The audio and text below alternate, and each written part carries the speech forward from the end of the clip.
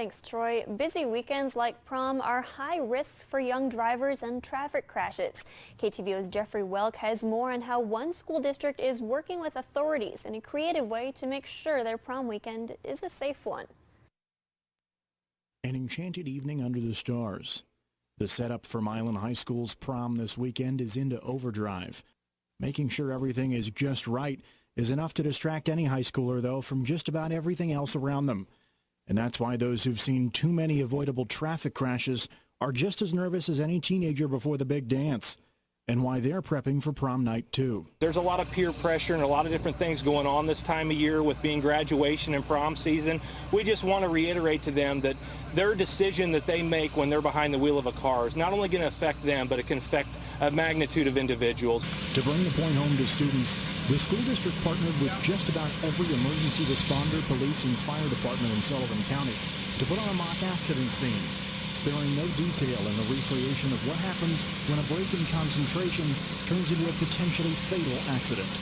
I actually narrated the accident to portray to the children or the kids of the high school that the severity of the traffic crash, the location of the traffic crash, that there was multiple injuries involved in the traffic crash, and what they were basically going to see by extrication, ambulance personnel, first responders, highway patrol, and local police agencies. And the scene started just as it would in real life. This was set up as a scenario. We had a small frame of window to do this in, but the fire department staged at the firehouse and the call came in. Once the crews were on scene, they assessed the situation using real actors in real crashed cars and even emotional parents of the mock victims who had to be held back to keep from interfering. Tearing into the cars to extricate the victims, students could see them made up to look like they had severe injuries by the school's art department.